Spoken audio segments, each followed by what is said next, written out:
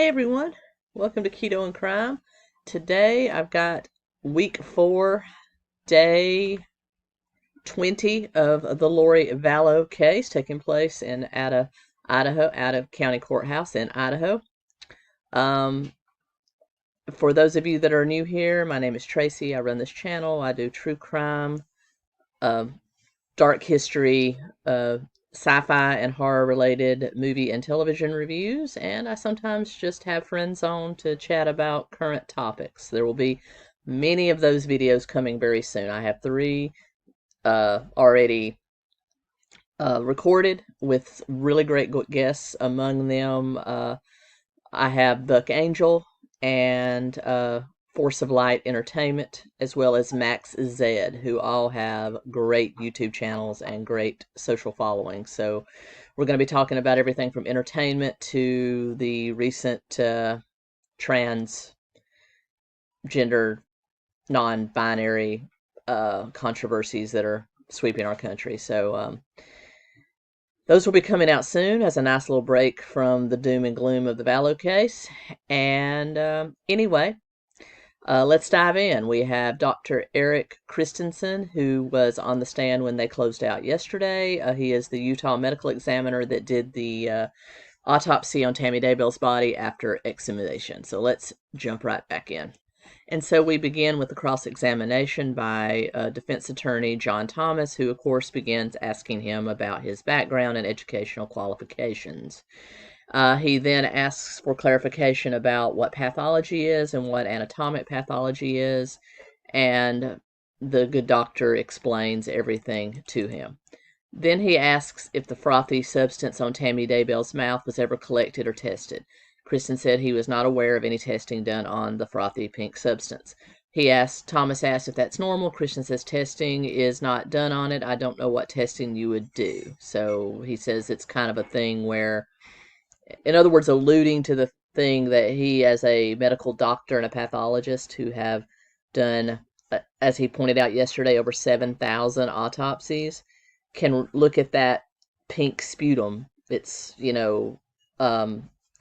phlegm from the lungs, saliva, and blood mixed, and he's seen it on many bodies. So he noted exactly what it was. No testing was required. That testing was covered by the toxicology screen and all the other testing done to look for poisons and foreign substances. So, anyway, you know my opinion on John Thomas. And Christensen alludes the same by saying there are better things to test in an autopsy than that substance, and other things to look for. Thomas then asked if Tammy's mouth was inspected, and he said he didn't specifically inspect her mouth, because it wouldn't be something he typically does, but he did say that her entire body was x-rayed and there was nothing abnormal in the facial mouth region. So, yeah, again, it's just Thomas being Thomas.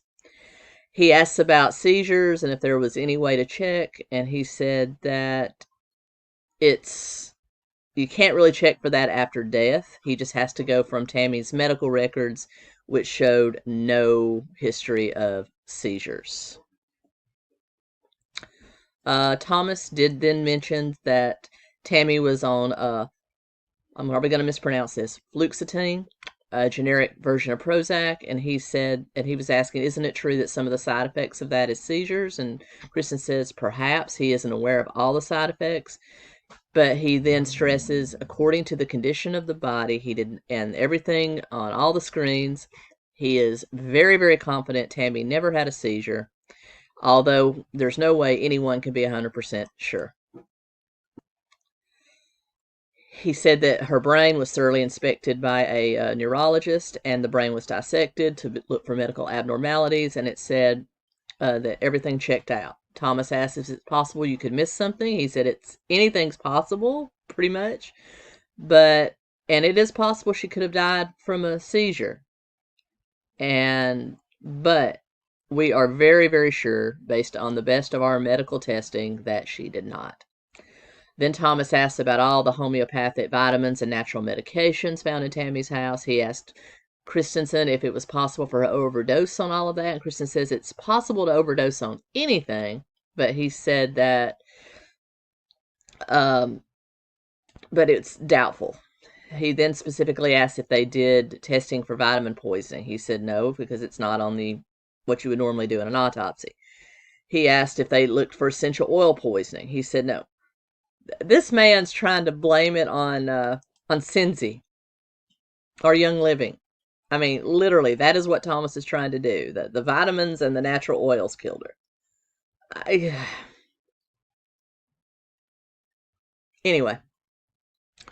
Then they asked about heavy metals. Kristen says it is possible to die from metal poisoning, but there were no heavy metals in her system, as that was part of the toxicology screen. He then is asking about Kristensen's external review, and he again talks about all the bruises, and Thomas tries to argue that possibly she could have fallen down and gotten those bruises, and he basically just says that based on the location of the bruises and how the body was found and all the pictures, he is 100% sure she was asphyxiated. After arguing with this pathologist about every single bit of his findings, Thomas tenders the witness. Lindsay Blake does redirect, basically asking questions about a normal brain versus a abnormal brain, and pretty much just reiterating everything that was covered in a direct examination, from the bruises to the toxicology and their assuredness that Tammy did not have a seizure. And the fact that dead bodies don't roll out of beds, because evidently in the defense's mind that is a question. Next, the prosecution calls Fremont County Sheriff's Office Detective Bruce Mattingly, who has been on the stand before, and Blake will be questioning Mattingly.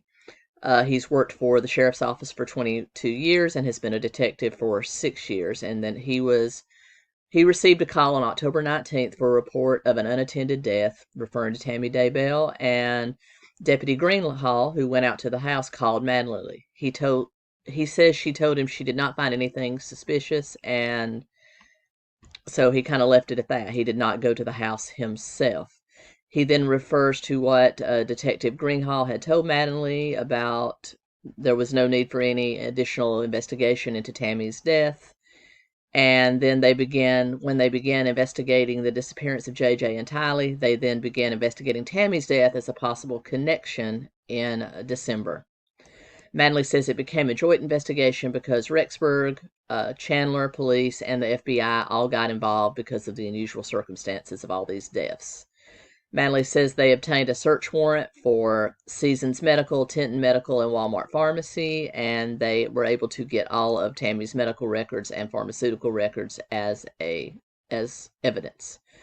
The medical records will not be shown in court. The defense asked to review them all. Mattingly says he reviewed them, and from an investigative standpoint, nothing stood out, and otherwise she was a healthy person.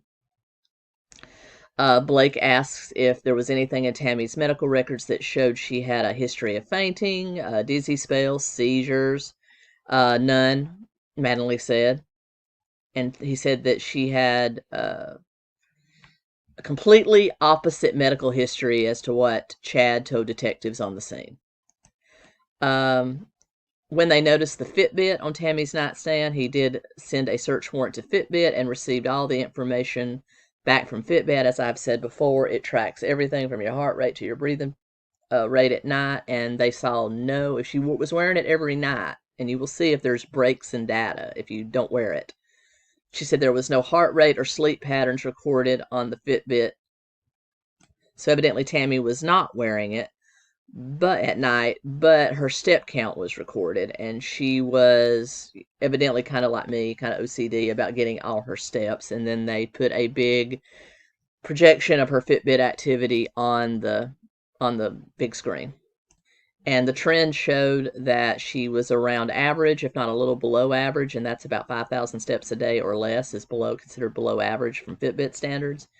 And then towards the end of 2019, right around a few months before her death, her step count drastically increased. So she was very, very active, and that's because of all the classes she was taking. She was taking clogging, she was training for a 5K, and she was just generally trying to get more fit and taking Zumba and everything else. And so that they would have expected the the step count to increase. It also tracks your heart rate through the day, even though she didn't wear it at night, but they won't have the breathing and all of that, but it does track her heartbeat while it's on, and there was nothing unusual in her heart rate. The Fitbit even has an EKG. I could actually give myself an EKG. So if anything abnormal, if she had anything abnormal with her heart, she could have run an EKG on herself, and they would have been able to record it. And I believe that was from the Charge 3 to the Charge 5. Those are the Fitbit types. So it would have been a decent snapshot of her heart activity, and nothing unusual was found. Then the detective talks about Tammy's 2 life insurance policies. One was from Prime America. The other was from LifeMap. They sent warrants to both companies, and they admit the policies as evidence. Tammy and Chad were listed on the Prime America policy. They were each the beneficiaries on the policy, so it was a joint policy. The amount for Tammy was $300,000. It was paid to Chad when Tammy died. On the LifeMap policy, it was only Tammy that was insured. Chad was the beneficiary, and it was for $80,000, which was also paid out to Chad. He then clarifies there was an additional $50,000 on the LifeMap policy, so the total payout was $130,000. That was because it was, I guess, some kind of rider for an accidental death. At this time, Blake tenders the witness, and Archibald will now cross-examine. He asks Mattingly if he learned Lori was in Hawaii at the time of Tammy's death. Mattingly said he was aware of that, and then he asked if he knew Lori's device was not on Chad's Daybell's property on October 9th or 19th. And he confirms no, Lori's devices were not on Chad's property on either of those days.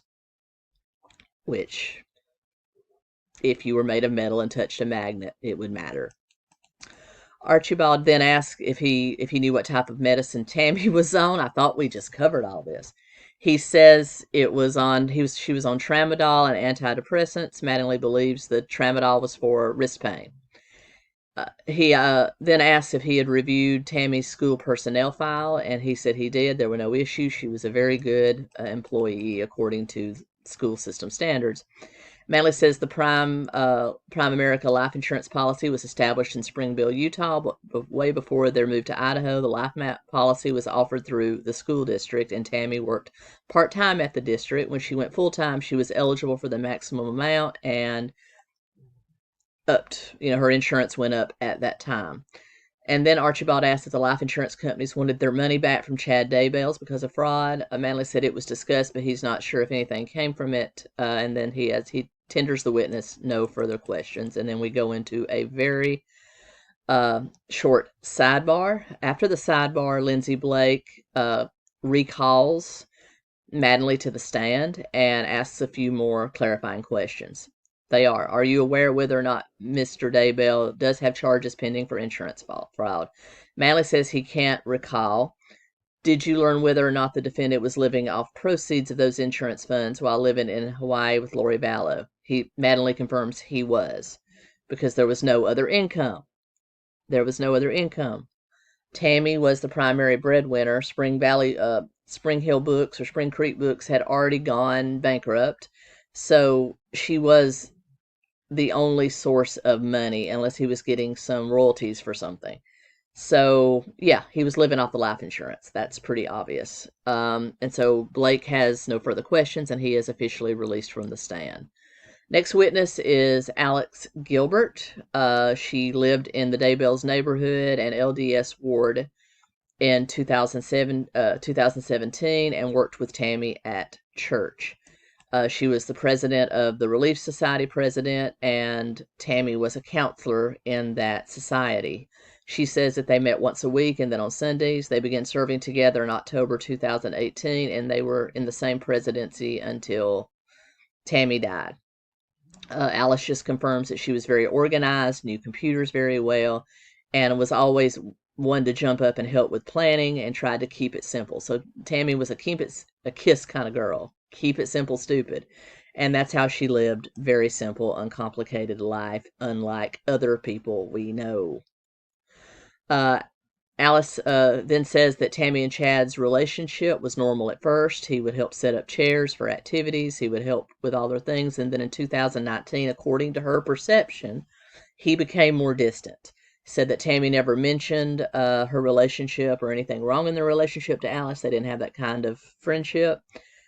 But she did mention that they were under some financial strain, and Tammy was feeling the stress. She said she never noticed Tammy slowing down a bit physically or mentally before her death, and she said, in fact, she thought her activity increased. And I'm going to interject here, and I promise I'll get right back to it. Stress, when you have a lot of stress, exercise relieves that. You release endorphins, you release things that just help you feel a bit better and help you get clarity, because when I'm walking or running, I've started jogging 30 minutes a day, I think. And so I think maybe along with her training for a 5K, the fact that it was stress relief was probably the reason that she was jogging, that she was increased activity. And then he asked her about how she found out about Tammy's death, and she said that Emma, who is one of the Daybell's daughters, I believe, called Alex called Alice and said her mom had died. Chad took the phone and told Alice not to tell anybody and wait for an hour, which is really weird.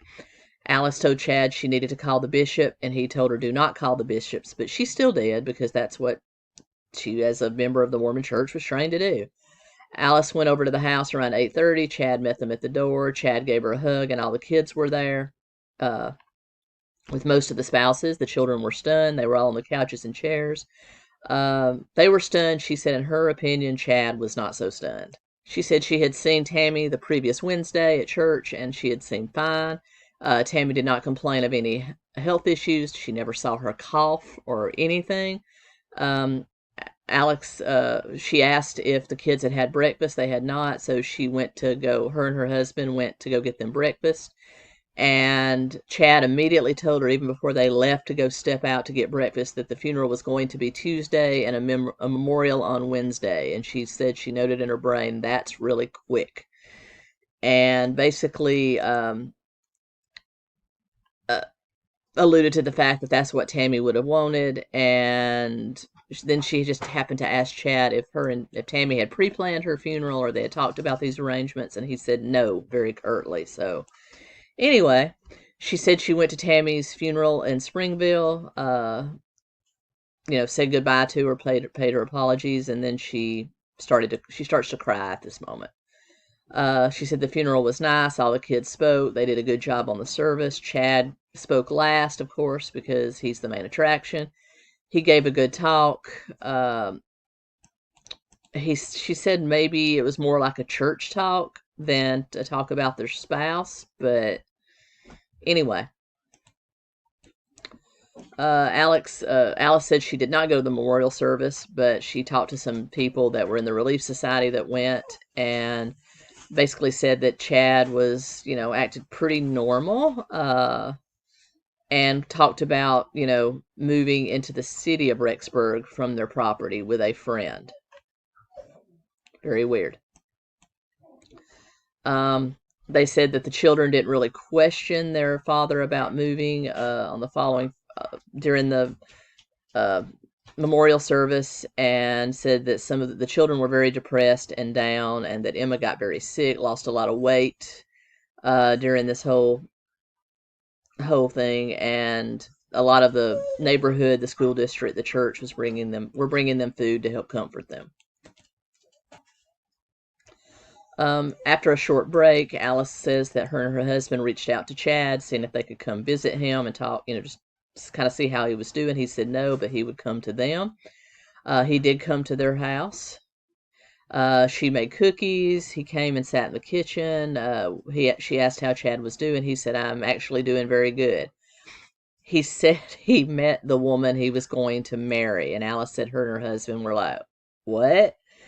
And Chad went on to say how beautiful Lori was, that they met at a conference in St. George. They asked about her name, but basically would not tell them anything about it. They said that when they went to temple on Tuesday night, Chad then introduced them to both Lori and Melanie Palawowski, and she said it was awkward. later, she said that they were acting kind of like teenagers, that flirty, touchy, annoying kind of thing. I interjected annoying, but that flirty, touchy kind of thing. And said that both her, Alice, and her husband were a little taken aback and a little embarrassed by their behavior because this is a temple. But anyway, Alice said she talked to Lori, asked her had she been married before. She said her husband died of a heart attack caused by a gun. Chad said Lori had recently lost a daughter. Interesting. Interesting. And Alice expressed her sympathies for Lori. And then she said that Chad was not flirtatious or affectionate like that with Tammy. Anyway, she just remembers that this was the week of October 26th because of how cold it was. Then Chad told them he was going to Hawaii with Lori to write a book.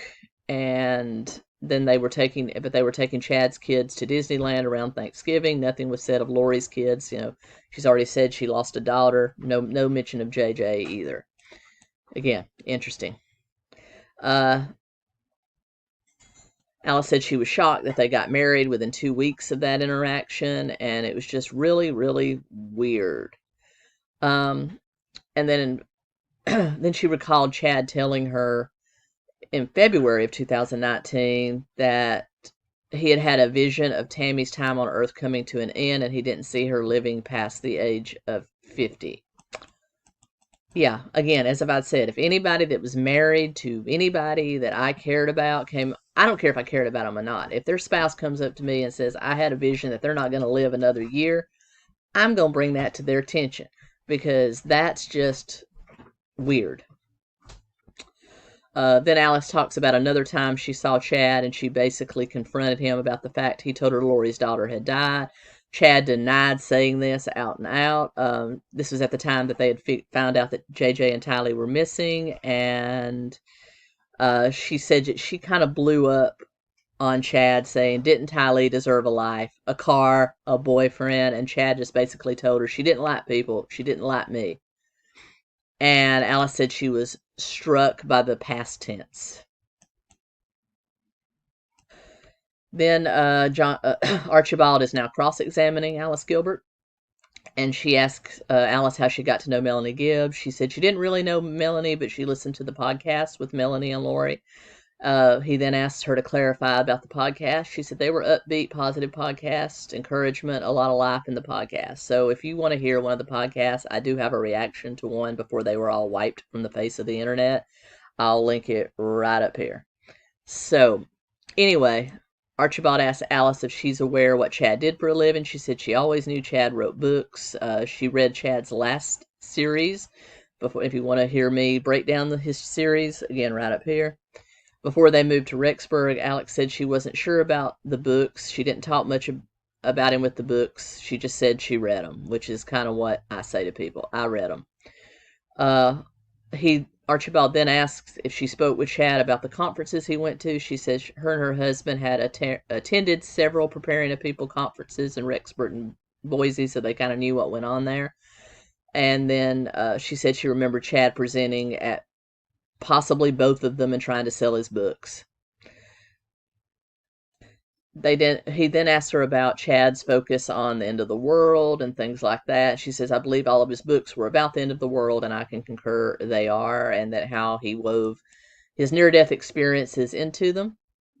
They get into talking about the Church of the Firstborn. He did not talk about them in the Church of the Firstborn in the seminars. It was just something that he would say kind of matter-of-factly.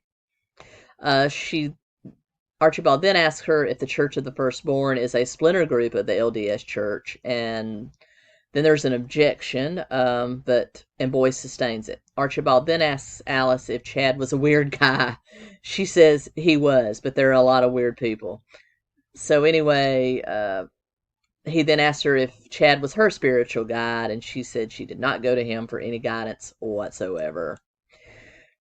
Let's see. Archibald asks Alice if she thought Lori was enamored with Chad, and she said they were definitely in love, and he tenders the witness. Blake then comes in with some redirects and says, did Chad appear enamored with Lori? Absolutely. And was Chad more enamored with Lori than he was with Tammy? Yes. And then Blake has nothing further, and she is released from the stand. And then they call her husband, 𝗙𝗂𝗏𝗃. They kind of go over his relationship with his wife and then the Daybells. And he said he knew Chad was an author. And when the Gilberts moved to their area in March of 2017, they got to know them. He said he often interacted with Chad. They saw each other once a week in the yard and once a week in church. Todd had read some of Chad's books and spoke with his neighbors about his dreams and visions and the characters in the books. Chad said the books were fictional and patterned after his visions. Todd then says that he started to try to kind of teach him religious topics. He said he wasn't sure really what to think about it. But he did also recall that Chad had mentioned to him that Tammy was going to die and move on before her 50th birthday because she had work to do beyond the veil. He then talked about the day Tammy died, and he said that when he and his wife went over, that Chad seemed businesslike. He didn't really seem, distraught like somebody that had lost their companion. So it appears that he put on a good show for the police, but then let it die later on. And he said that he already had the funeral planned out, told them when the funeral would be. He said they arrived at Chad's house that morning about 8:15 to 8:30. He said Todd did mention the vision that Chad had told him had actually happened. And he said Chad turned his back to the children and whispered in Todd's ear, "Yes, it did." Dun, dun, dun. He said from his observations of Tammy at church, she never appeared to have failing health. They often sat up front. They seemed pretty happy. They did seem a little distant with each other towards the end, and Chad was talking to him less. And yeah. And then he again reiterated what his wife had said about what happened at the funeral about him moving to Rexburg.